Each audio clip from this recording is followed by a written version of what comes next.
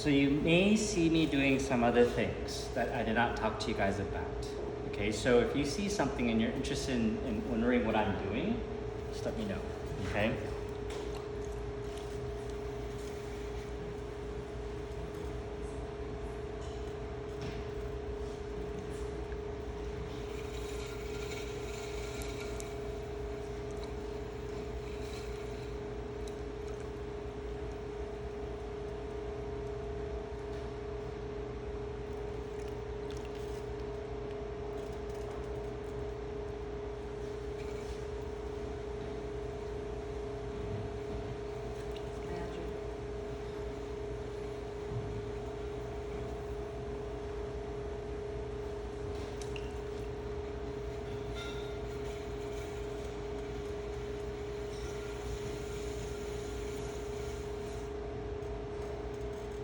I went to the Magic Castle last week, is it? That was magic. This is pottery.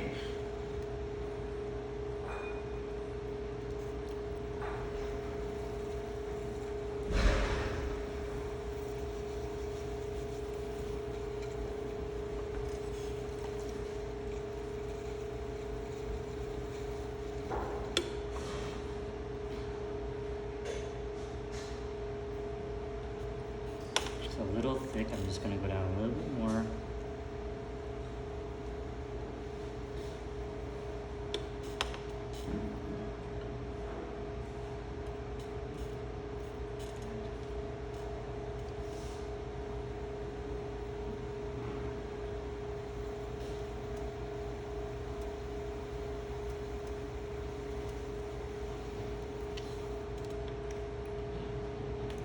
Do you open it with your hand?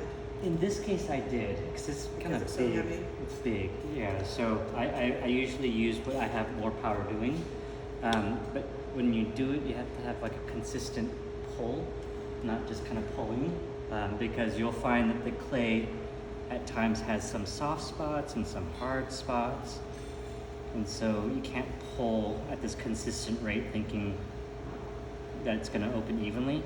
You kind of have to match what you're feeling.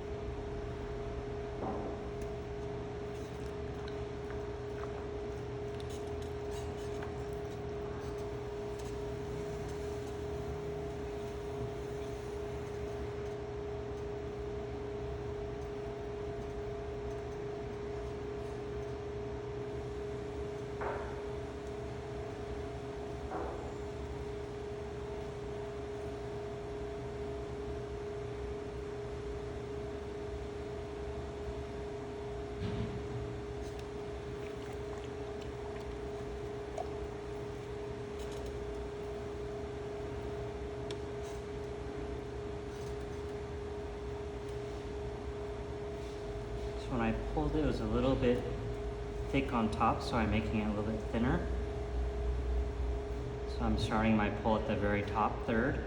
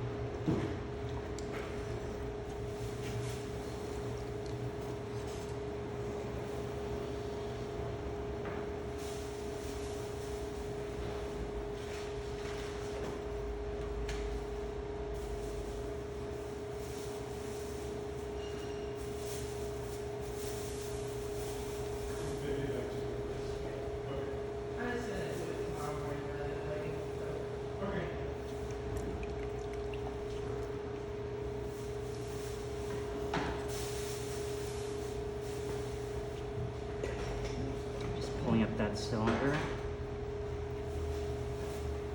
I'll be mindful of making sure I don't go too quick.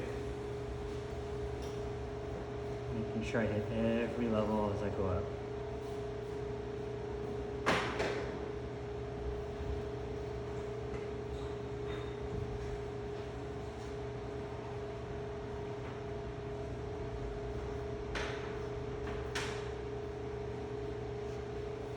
I also wanted to do something larger because you can see my hand positions one way, and then when I get to the top, I'll like actually reset and change my positions because I can't. This doesn't benefit me. I don't have much leverage when my arm is so high, so I'll bring it back down and work on that top part.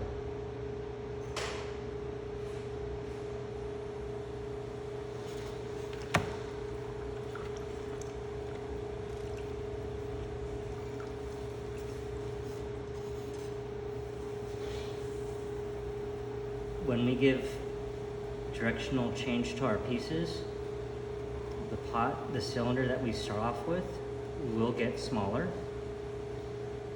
So it's nice to have something nice and big.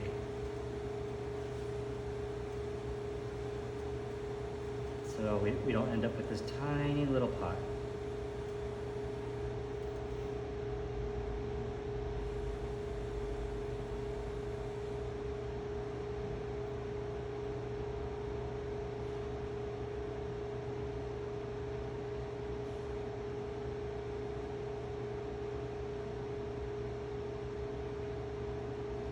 The clay on top should come off. Makes things hard to manage.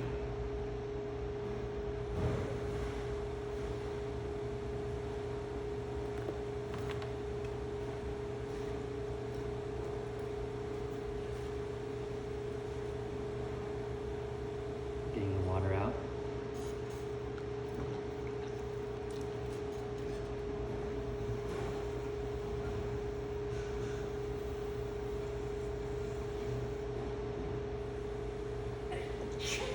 Bless you.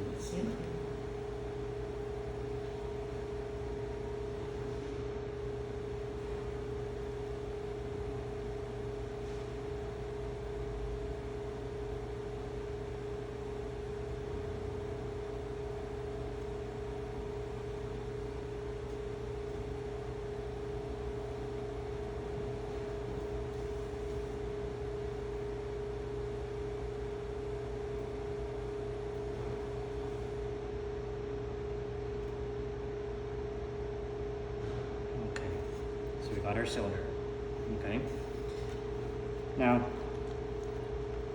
when you guys started off, I know a lot of these pots were kind of flaring out, okay? And we had said that a couple of reasons is because, you know, you're leaning out and you're looking at it, or maybe as you pull up, you get all tight and you're just like, and you're kind of curving it. But ultimately we said the reason it comes out is because there's more pressure on the inside hand.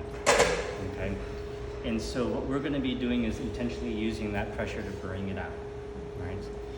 And so we have, when we pull out, we're going to push our hands out. The outside hand is going to support it and let it come out nice and smooth. And then conversely, when we go in, the outside hand is going to push in, and the left hand is going to make sure it's going in smoothly as well. Okay, so we'll go for kind of like a round form here. And I want to do this to illustrate a point, and we'll talk about that when I get there. Okay, so pressure out.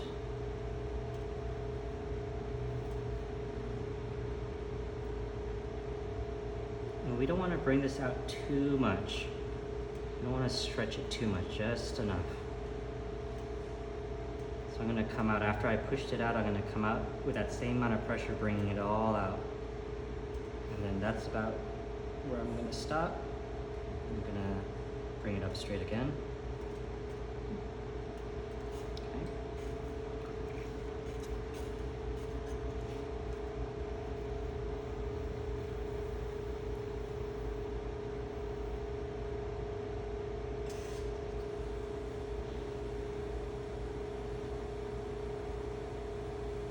Stop, bring it up straight. less pressure. The outside hand is doing a little bit more work now. Coming up nice and straight.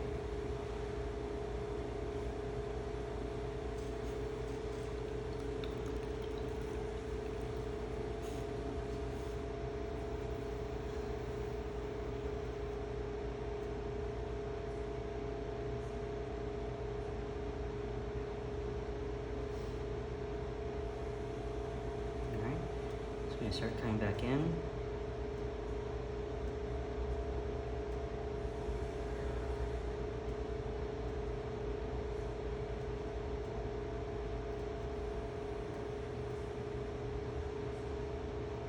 Come up straight.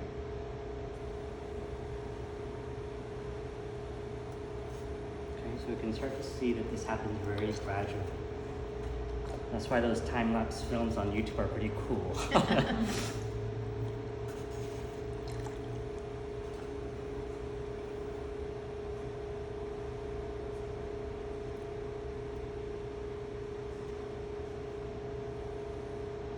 So I'm at the halfway point. Now, as I bring it in, my inside hand is almost kind of lifting up, almost kind of like a diagonal this way, this direction, as the other hand is kind of smoothing around it. So while it's coming in, I'm still pushing pressure because I want to bring this part up because it's coming in like so. And I want it to be convex. The one that bumps out. Convex. So I think I'm pretty good with this bottom half. I'm going to start focusing on this top half. All right. And in general, we work from bottoms up. So if I'm working here, this is going to get all wobbly, so I need to keep going. But if I'm done here, I'm not going to touch that. I can just work on this part now. All right. So starting from the half. Remember, there's a kind of a curling from the top to make it come out. And at this point, my hand is here and my right hand is above, almost rolling over my hand. Okay? So while the inside hand is supporting, it's like I'm using it as a scaffold of sorts. So right now, my finger's right here. And my sponge is working on top of that as I bring it in.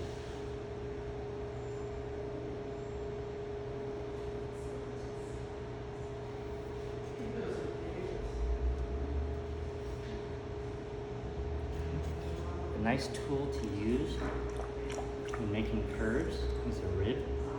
Okay, I suggest a flexible one because the non-flexible one doesn't bend to make a curve.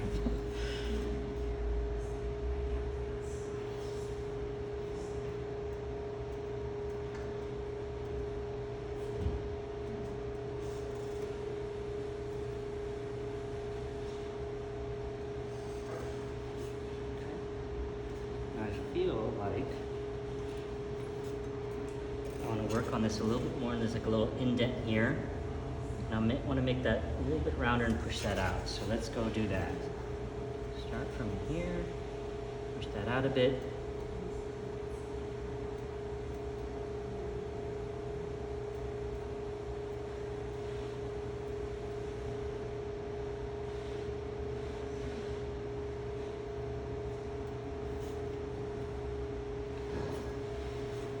More.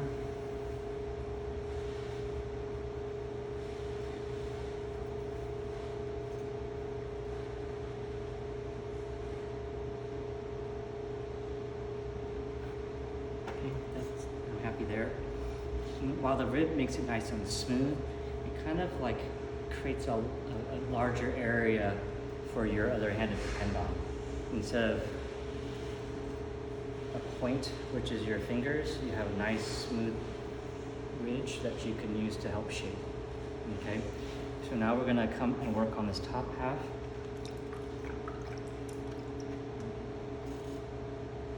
And you can see it's kind of flaring out. So I want to ultimately do something called collaring in, which means we're going to bring it into a very, very narrow neck. So instead of having something like this to collar in, I want to force it more like this or even more so conical. So I'm gonna like work it and straighten up my wall before I start coloring in. Start here.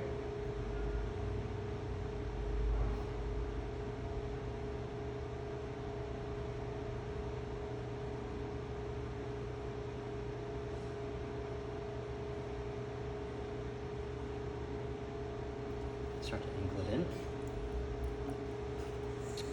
And before I get too narrow on this, let's get rid of some of this water.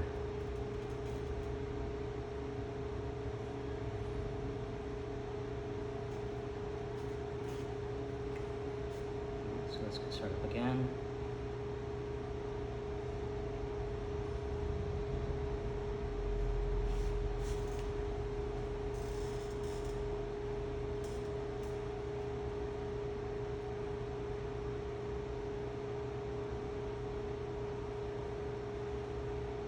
Basically what we're doing is we're raising our walls, but there's not so much pressure, so we're not raising the walls, we're following the walls and redirecting the line, and using a little bit more pressure on the inside or on the outside hand to force it in.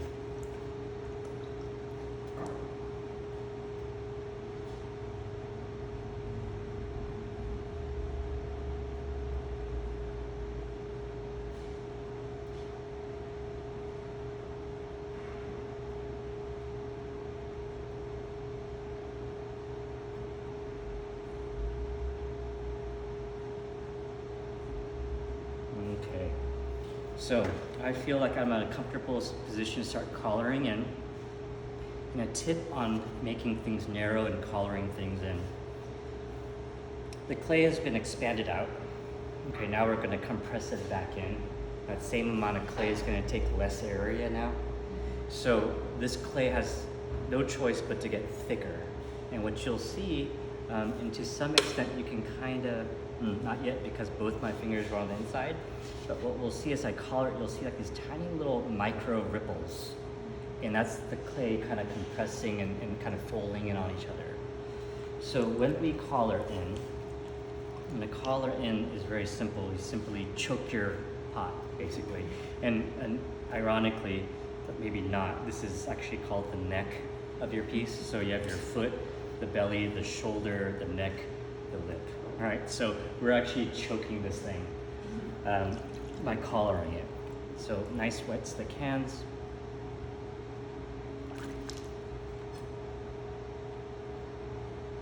So please start squeezing. Yeah, I like it nice and slick. There's a lot of touching when this happens.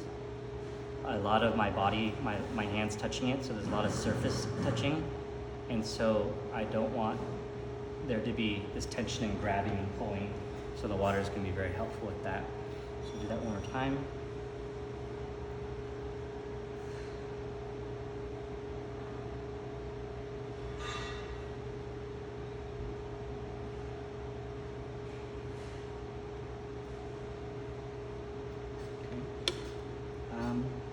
And you can kind of see it on the lip. It was already looking kind of like that, but if you look really closely at the lip, you can see like these micro ripples. It looks like kind of like a weird flower. Okay, so anytime you collar up, you're gonna make the wall a little bit thicker. And so let's follow it up with a raise, but with very little pressure, okay? And what we're doing is we're kind of smoothing out the clay and bringing uneven clays up to the top.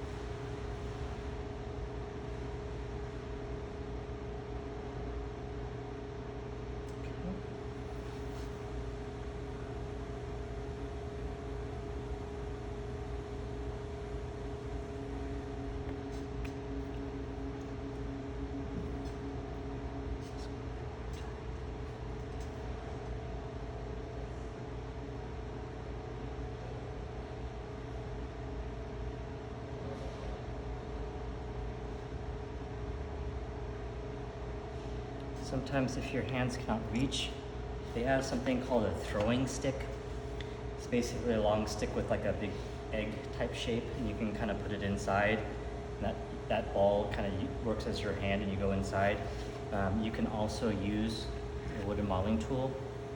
I'll go in with the curved side and blend up this way.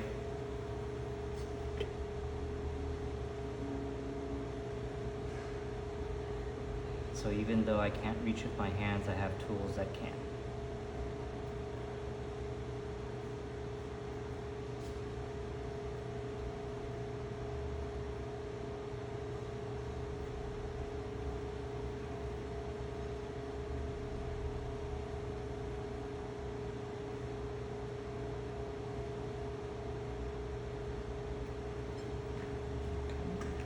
We're going to work with just that part.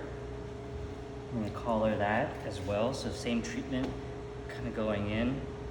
But what I might want to do is bring it in a little bit because you can see it flares out again.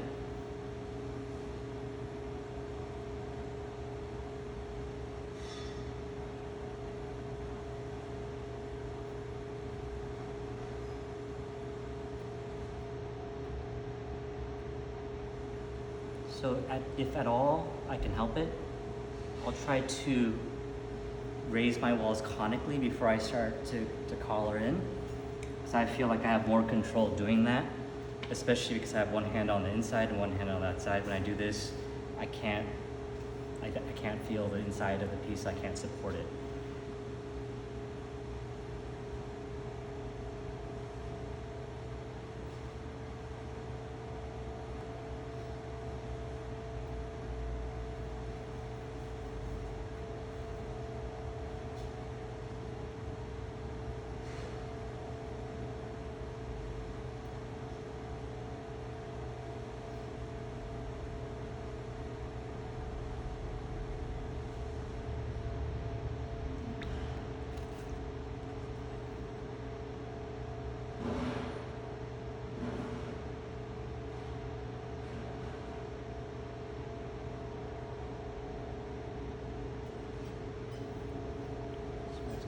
Again, collared it, you can see the uneven clays, the rippling. Let's come back in from the base.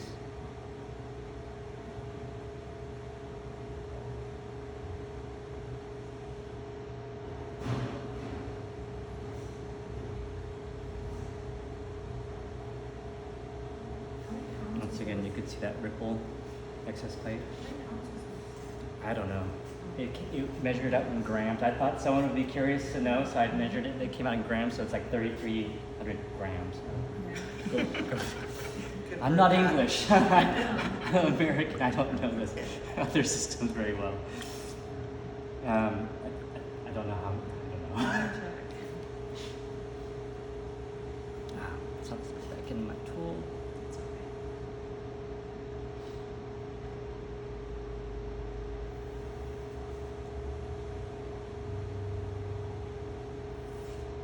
How many pounds is that? 7.25. 7.25.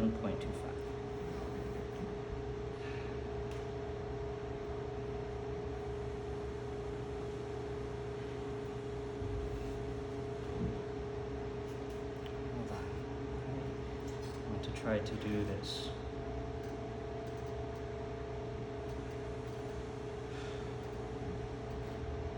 I'm going to use a little bit more pressure on that tool. It looks like I was using a little bit more pressure on the outside tool, so it's sagging in a bit.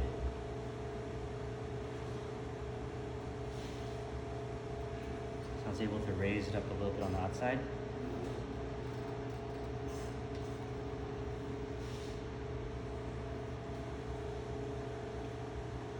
Can you see where the tool is? Right here? See where it's raising the clay up a little bit?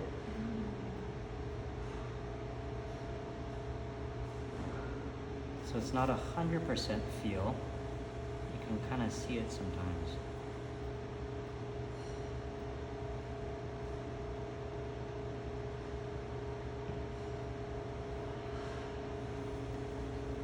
Now, I think collaring is really effective when you have a lot of clay to move in.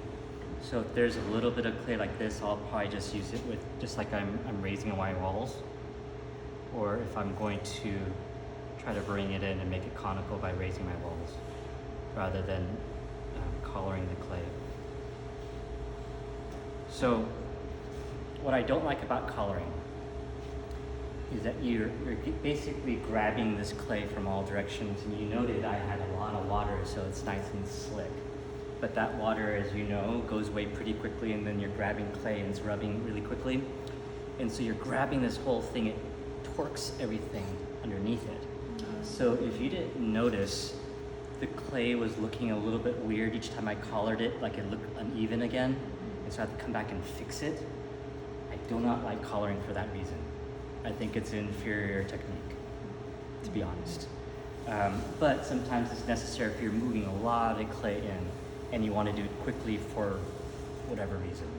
Okay, I find it to fit in the category of I raised my walls and made a giant cylinder in 3 poles, you know, and it's kind of like, okay, you're awesome, I'm not, or you have much more machismo than I do.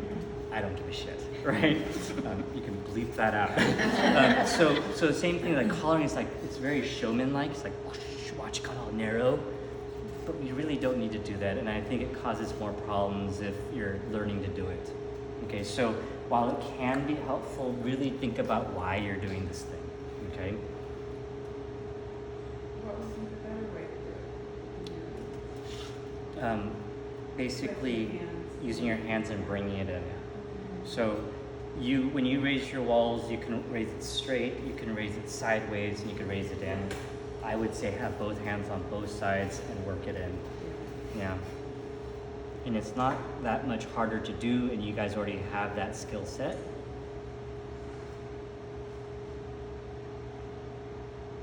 So ultimately, I'm not sure exactly why we do that.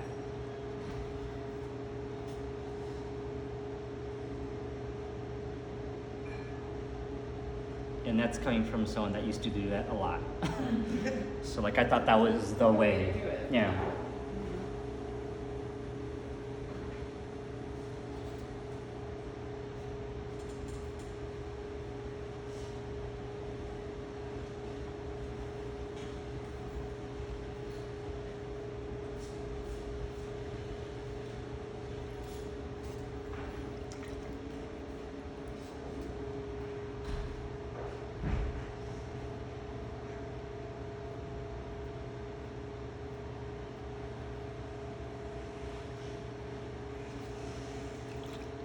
So then ultimately we can just close this up if we want to.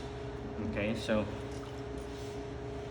obviously if I'm closing it up, I cannot have one finger in. So this is when I might actually like collar it.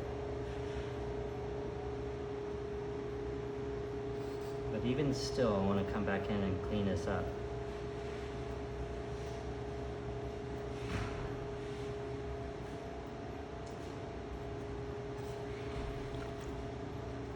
And then you might see some person blow into it and make their pot blow up a little bit. I'm not going to do that. I don't very much like the taste of clay.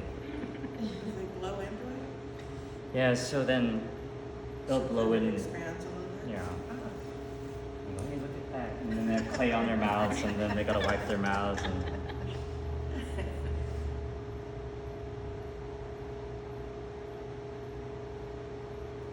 you can make a lid with this. you could.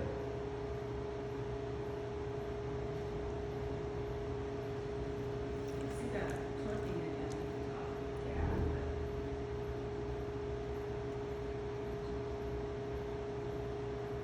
top. The interesting thing about when it's now closed, it's a vacuum system in there. So you don't really need to have that inside hand support as much.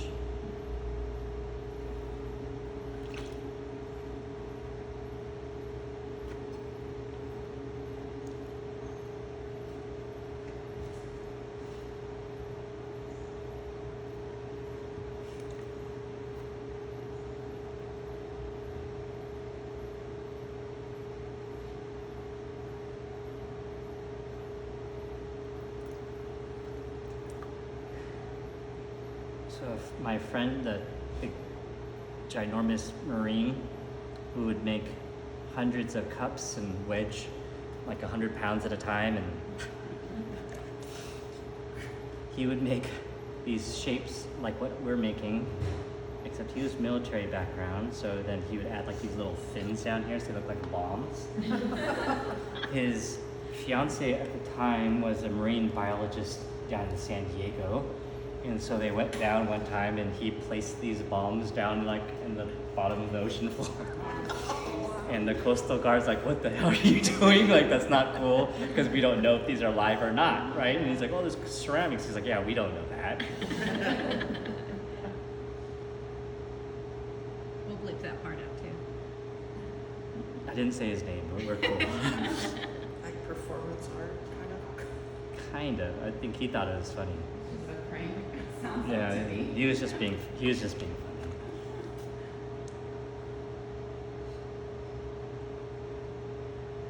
All right, so we have this form. I've noticed the speed is increased. I went a little bit faster just to take off the top. Yeah. Okay, so we have this form. What the hell do we do with it? Let's see, I will cut this here, and not too aggressively, even though I might want to come down and make a narrower foot, because I want to make sure that my piece has the support it needs while it dries.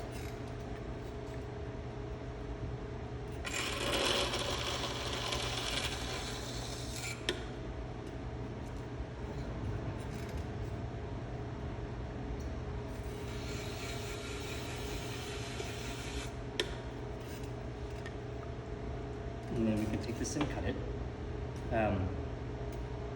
You had alluded to lids. So when this is a little bit more firm and dry, you can actually cut in at an angle and have a nice little lid. I might suggest like adding a little slab on the interior so it catches well. But as like a first type of lidded container, this would work well. Paul Soldner, who's a famous ceramic artist, he would use this and like step on it with his Birkenstocks or break it apart and make a big generous sculpture. Any number of things you could do. At one time, what I used to do with these is after it was dry, I'd offset it a little bit and then start working and making like another little cylinder that came off of it and made like these cactus type forms. And that's very interesting.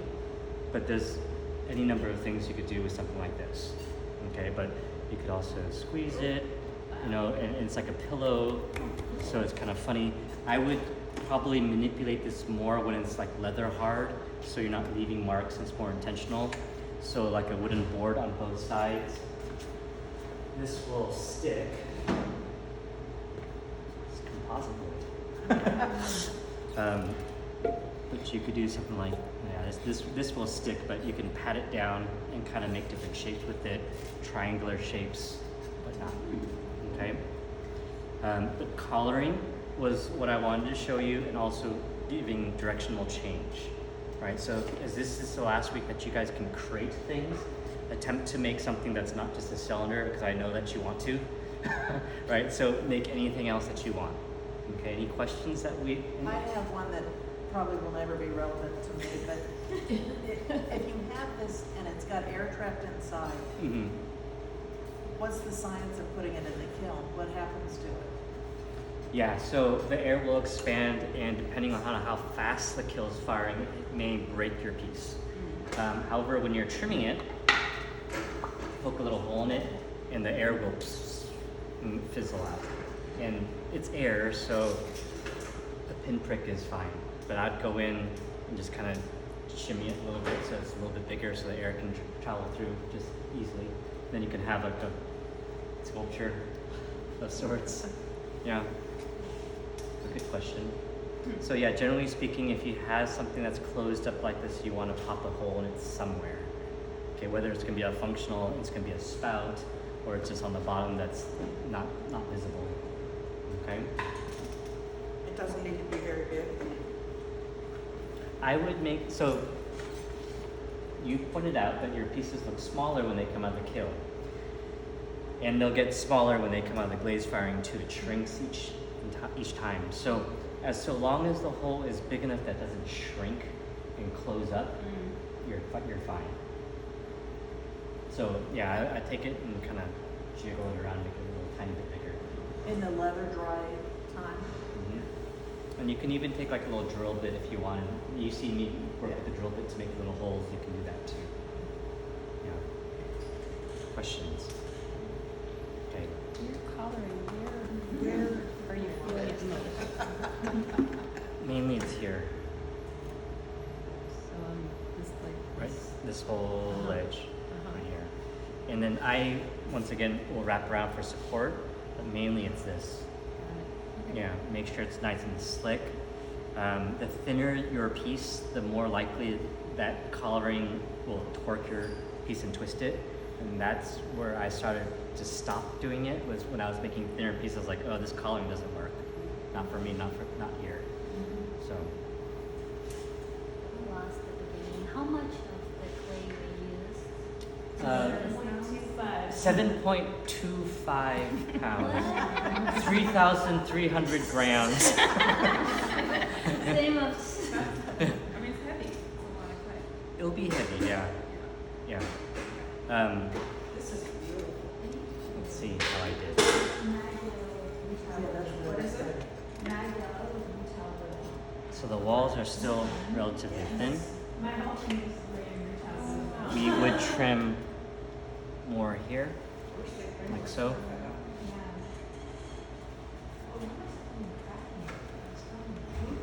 That's what comes off.